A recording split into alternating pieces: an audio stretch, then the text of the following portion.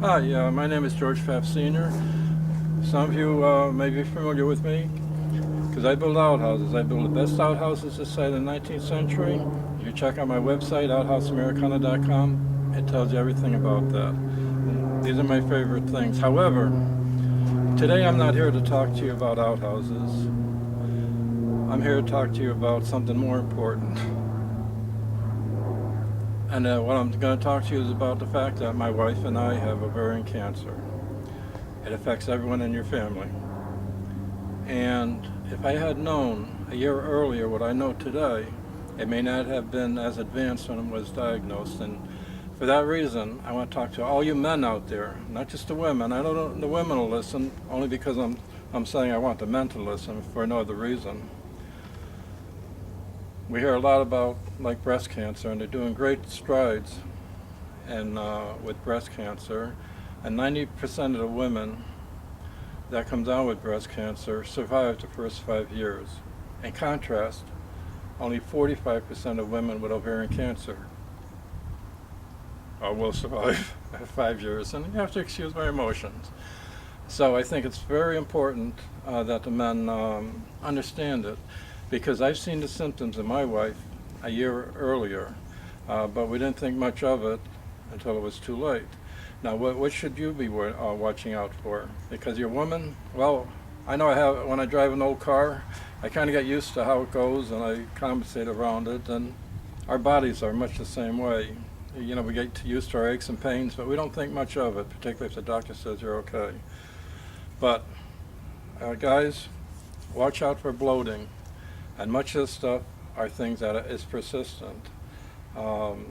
Trouble eating or feeling full quickly, such as if the lady just sits down and decides to only eat a quarter of a sandwich when she used to eat the whole sandwich, or maybe just one spoon of soup.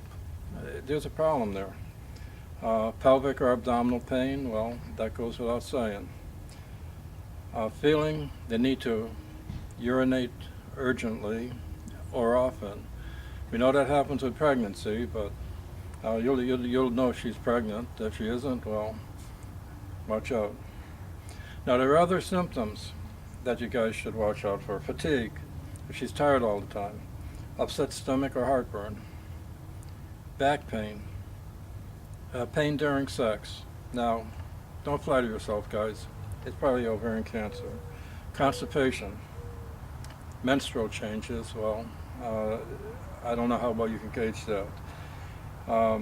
Risk factors that would make it more likely for that lady to have ovarian cancer would be her DNA. It gets inherited through the family.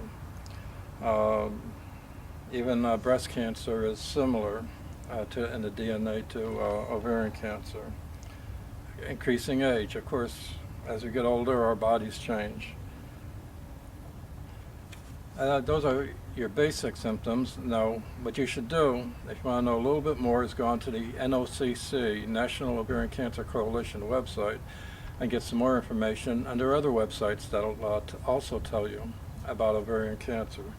It doesn't hurt to find out as much as you can. And the important things to remember also about ovarian cancer, there are no routine tests that detect it. Not even a pap smear will detect ovarian cancer. There are only specific tests. If your woman has these persistent symptoms, you go to the doctor with her and you tell the doctor, I want you to give her a CA-125 or an ultrasound or whatever the doctor sees is fit for ovarian cancer, because the important thing is you catch it early, and the earlier you catch it, the longer you have. And by all means, if she gets it, stay with her. So I have heard stories of so many men that decide they can't handle it, but you can, and I know you're strong enough. Take care.